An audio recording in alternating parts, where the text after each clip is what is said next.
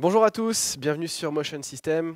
Je m'appelle Loïs et aujourd'hui je vais vous parler d'une notion importante, les étirements rentables. Alors pourquoi rentable? Parce qu'on va essayer de faire peu d'étirements pour avoir beaucoup de résultats.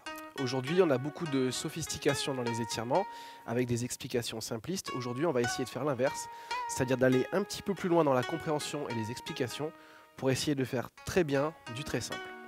Alors, ce qu'on sait aujourd'hui, c'est qu'il y a des zones dans le corps qui ont besoin de stabilité et d'autres zones qui ont besoin de mobilité. Si on commence par observer le corps par en bas, la cheville a besoin de mobilité et du coup le genou a besoin de stabilité.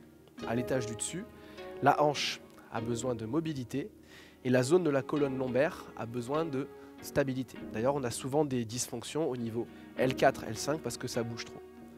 Du coup, la colonne thoracique, qu'on appelle aussi les vertèbres dorsales, ont souvent besoin de mobilité et les épaules ont besoin de stabilité. On va se concentrer pour aujourd'hui sur deux zones qui ont besoin de mobilité, la colonne thoracique et la zone des hanches, donc qui ont toutes deux besoin d'améliorer leur qualité de mouvement. Ce que je vous propose pour la première partie, c'est de se concentrer sur la colonne thoracique. Alors ce qu'on sait sur ces vertèbres, c'est qu'elles ont besoin de mobilité et que cette mobilité se passe en rotation plutôt qu'en flexion-extension, même si on peut aussi les mobiliser en extension et qu'on obtiendra des gains. Mobiliser les vertèbres thoraciques en rotation, ça va permettre d'améliorer la stabilité des épaules et souvent aussi de régler les problèmes d'épaules qui vont vers l'avant sans avoir à travailler directement sur ce complexe. C'est pour cette raison que je vais vous proposer un premier exercice en rapport avec la mobilité thoracique. Comme je vous disais juste avant, la colonne lombaire a besoin de stabilité et donc on va vraiment faire attention à ces deux éléments dans le travail, fixer et stabiliser la colonne lombaire, mobiliser en rotation la colonne thoracique. Je vous propose de venir avec moi au sol pour un premier exercice. La mise en place de l'exercice est tout aussi importante que la réalisation ensuite. Pour cet exercice qu'on va appeler le moulin, vous viendrez vous installer. Alors si vous avez quelque chose à caler sous la tête de votre athlète, client, c'est très bien également. Vous allez caler votre épaule au sol et vous allez remonter vos genoux plus haut que la zone du nombril pour fixer correctement le bas du dos et le ventre. Ensuite, vous allez placer les mains l'une sur l'autre et pour aller chercher la rotation au niveau de la colonne thoracique, vous allez ouvrir vers l'arrière. Comme vous le voyez dans cette première approche, cet exercice est l'exact inverse de ce qu'on fait de manière traditionnelle, c'est-à-dire fixer la colonne thoracique pour mobiliser les vertèbres lombaires, ce qui a plutôt tendance à accentuer les problèmes au niveau du bas du dos, surtout s'il y en a déjà. Donc on va se replacer dans cette position, fort et stable sur l'épaule, plutôt repoussé du sol, une main au-dessus de l'autre, on ouvre pour mobiliser. Vous allez tout de suite vous servir de cette position pour évaluer la souplesse de votre athlète, client, ou si vous avez un groupe, ça vous permet d'observer globalement la souplesse de votre groupe pour adapter vos consignes, vos options. Vous pouvez également monter la main et simplement laisser l'épaule se presser vers le sol. À partir de là, on va essayer d'aller plus loin en dégelant l'omoplate, c'est-à-dire mettant du mouvement dans toute cette zone, tout ce qui est autour des muscles rhomboïdes, et en dégelant l'omoplate, on va limiter les tensions dans la zone des épaules quand on va commencer à mettre du mouvement comme les entraînements de force. Laissez simplement glisser la main par-dessus, puis donner une rotation, on remet de la rotation dans nos vertèbres et on revient. Alors c'est un excellent exercice à placer dans vos échauffements. Vous pourrez faire gagner de la mobilité à vos clients, à vos athlètes, aux gens qui viennent suivre vos cours, sans avoir à passer trop de temps dessus. Une dizaine de rotations de chaque côté avant de changer. Un petit point important pour la sécurité, que très souvent quand on ouvre ici, on a tendance à faire un peu craquer l'épaule pour faire un grand mouvement. Ce que je vous conseille, c'est d'aller chercher loin vers l'avant pour étirer le dos et ensuite de contourner la zone de tension, c'est-à-dire monter plus haut si vous en avez besoin au début et venir réallonger ensuite. Rappelez-vous que la zone la plus importante à mobiliser, c'est la zone du sternum que vous allez ramener vers le sol et revenir. Surtout si vous ne faites pas la rotation avec le bras. Repoussez-vous sur les mains et prenez votre temps pour changer de côté. Vous avez un premier exercice qui va vous amener beaucoup de résultats avec seulement 30 à 40 secondes passées sur chaque côté et par jour. Alors pour le deuxième exercice, je vais vous proposer de vous concentrer sur la mobilité au niveau des hanches. On parle souvent d'ouverture de hanches et on l'associe forcément à la souplesse des adducteurs. Alors il y a quelques petites notions à avoir pour bien comprendre comment on va faire gagner de la mobilité au niveau de la hanche et de la souplesse au niveau des adducteurs. La première chose à savoir, c'est que le gracile et le moyen adducteur sont deux adducteurs qui vont s'insérer au même endroit que l'oblique externe et que le grand droit de l'abdomen. Donc on va parler directement d'un complexe stabilisateur et synergique au niveau du bassin. Donc quand vous allez vouloir étirer les adducteurs, il va falloir prendre en compte toutes ces spécificités pour que le travail soit correctement mené. La deuxième chose à savoir, c'est que adducteurs et abdominaux vont fonctionner de deux façons différentes. Les muscles adducteurs sont ce qu'on appelle des muscles toniques, qui sont très souvent composés en fibres lentes et qui ont tendance, quand on ne les entraîne pas, à réagir par une hypertonicité. Les muscles des abdominaux sont ce qu'on appelle des muscles phasiques, qui sont composés de fibres rapides, qui ont besoin qu'on les entraîne en force, et si on ne le fait pas, ils ont tendance à se relâcher, d'où le ventre qui part vers l'avant. Donc quand on va vouloir augmenter l'amplitude au niveau des hanches, on va intégrer le travail des abdominaux au travail d'étirement des adducteurs.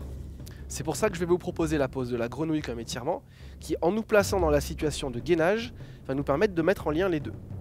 On va essayer de se mettre en place sur l'exercice et de voir des petits détails. La mise en place basique, c'est les talons alignés au genou, c'est pour protéger l'articulation. Ensuite, installez-vous sur les coudes, comme pour un exercice de gainage. Et la première chose qu'on voit, c'est qu'il y a une compensation dans le bas du dos qui a tendance à se faire. Je vais vous proposer d'activer vos abdos pour légèrement rétroverser le bassin et garder cette contraction dans les abdos, comme dans l'exercice d'avant. On va s'assurer de cette manière que la colonne lombaire est fixe. Ensuite, on va chercher une méthode qui va nous permettre d'activer et de relâcher les adducteurs dont on a vu qu'ils ont besoin d'être entraînés pour ne pas être hyper tonifiés. On va se concentrer sur ça, sur le creux, contracter, relâcher, étirer, qui a en plus l'avantage d'être une méthode qui va agir sur les tissus conjonctifs, c'est-à-dire les tendons et les fascias. Vous allez donc vous installer dans la posture, libérer vos épaules, resserrer les abdos pour décambrer le bas du dos. À partir de là, on va contracter les cuisses vers l'intérieur, on met une tension isométrique. Ça nous permet de connecter les adducteurs aux abdominaux. On relâche et on cherche à gagner en mobilité. Rappelez-vous quand vous venez gagner en mobilité de ne pas recompenser dans le bas du dos en resserrant le ventre. Et on reprend, contraction, relâchement, étirement. Vous pouvez également amener des modifications sur le placement en laissant le corps s'avancer vers l'avant ou se reculer vers l'arrière. N'oubliez pas de resserrer les talons, puis de remonter sur les mains avant de resserrer les genoux pour remonter en sécurité. Vous pouvez refaire 2 à 3 fois cette séquence, contracter, relâcher, étirer, contracter, relâcher, étirer, et une 3e fois pour gagner en mobilité dans l'articulation. Prenez votre temps, vous pouvez l'intégrer ou dans un échauffement, surtout si vous allez faire une séance de squat qui nécessite une bonne ouverture de hanche, ou dans vos retours au calme pour faire progresser quelqu'un qui était en difficulté sur cette zone dans cet étirement. Ok, pour conclure cette séance, je vais vous montrer un de mes exercices favoris pour gagner en mobilité. Alors personnellement, je le place entre mes séries en musculation pour pouvoir le faire régulièrement et progresser. Ce qu'il y a d'intéressant pour nous, c'est qu'il se situe exactement entre les deux exercices qu'on a vus, c'est-à-dire que vous allez à la fois mobiliser votre colonne thoracique et vous allez également mobiliser vos hanches en étirant l'intérieur des cuisses, l'arrière des cuisses et également les muscles fessiers. Je vais vous montrer cet exercice et on verra des points de détail juste après. Donc pour cet exercice, serrez vos pieds joints, placez le bâton sur la partie musclée des épaules, comme pour un squat. Reculez un pied légèrement. Plus vous êtes souple, plus vous pouvez garder les pieds resserrés. Au départ, vous pouvez garder l'espace d'un pied entre vos deux pieds. Fléchissez votre genou avant, mais placez votre poids sur votre jambe arrière. Prenez une grande inspiration, poussez vos fesses vers l'arrière avec le dos plat. Puis vous allez inspirer et expirer pour placer votre coude comme si vous vouliez le descendre à l'intérieur de la cuisse. Donc dans cet exercice, on a d'abord une flexion, puis une rotation au niveau des vertèbres thoraciques. Et on a un étirement au niveau des fessiers pour la jambe arrière, arrière de cuisse ischio-jambier pour la jambe avant. Quand vous remontez de l'exercice, inspirez pour revenir droit d'abord, expirez pour vous remonter. Je vous remontre un point de détail important. On est bien sûr d'abord flexion, inspirez, puis une rotation, plutôt qu'une torsion de la colonne vertébrale qu'on viendrait enrouler sur elle-même dans le mouvement. Prenez bien votre temps pour le découper. Cet exercice fait un petit peu la synthèse des deux qu'on a vus avant, et vous pourrez le proposer à des gens qui ont déjà un bon schéma moteur entre leurs séances, pendant vos échauffements ou avec vos groupes. J'espère que ces 3 exercices vous seront utiles, que vous arriverez à bien prendre en compte toutes les explications et que vous pourrez pourquoi pas les appliquer à d'autres exercices en essayant de bien comprendre le raisonnement et en faisant marcher votre créativité. Dans tous les cas, vous trouverez sur Motion System d'autres séances pour compléter celle-là et vous apporter un maximum d'informations. Merci d'avoir passé ce moment avec moi et je vous dis à très bientôt.